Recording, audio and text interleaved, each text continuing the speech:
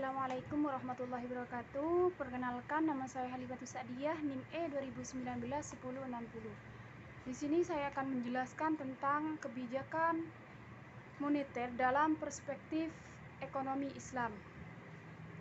Dalam ekonomi makro, kebijakan moneter sangat berperan mengatur perekonomian nasional, karena instrumen kebijakan moneter ini nanti akan mengatur beredarnya uang, keseimbangan antar pasar barang dan pasar uang, sehingga harga stabil dan ekonomi bertumbuh dengan baik. Selanjutnya, apa itu pengertian dari kebijakan moneter? Kebijakan moneter adalah seperangkat kebijakan ekonomi yang dibuat untuk mengatur ukuran serta tingkat pertumbuhan pasokan uang di dalam perekonomian negara. Selanjutnya, jenis-jenis kebijakan moneter. Jenis-jenis kebijakan moneter itu ada dua, ada kebijakan moneter ekspansif dan ada kebijakan moneter kontraktif. Yang pertama, saya akan menjelaskan tentang kebijakan moneter ekspansif. Kebijakan moneter ekspansif di sini merupakan kebijakan yang diambil untuk meningkatkan uang yang beredar. Tujuannya adalah untuk mengatasi pengangguran dan meningkatkan daya beli masyarakat. Selanjutnya yaitu kebijakan moneter kontraktif. Kebijakan moneter kontraktif di sini merupakan kebijakan untuk mengurangi jumlah uang yang beredar.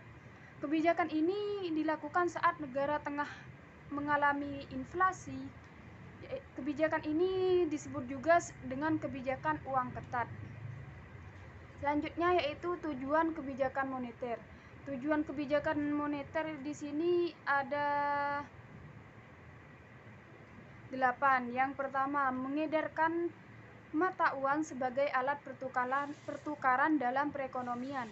Yang kedua, menjaga kestabilan harga. Yang ketiga, menjaga kestabilan ekonomi. Yang keempat, meningkatkan kesempatan kerja.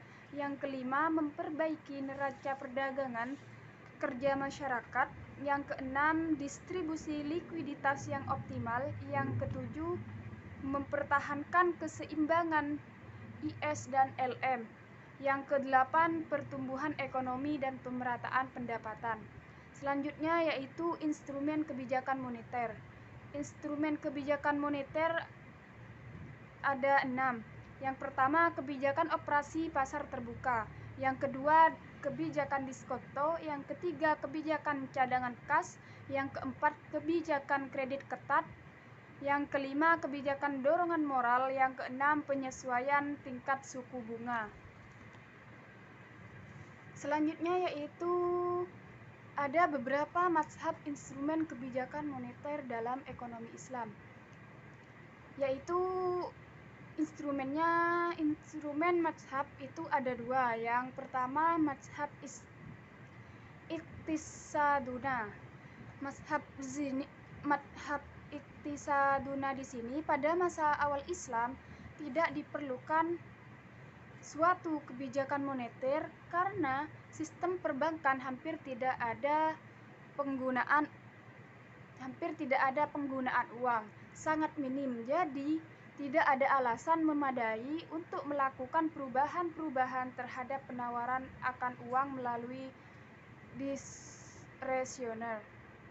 Yang kedua, mazhab mainstream. Mazhab mainstream di sini yaitu bertujuan kebijakan moneter pemerintah adalah maksimalisasi alokasi sumber daya untuk kegiatan ekonomi produktif.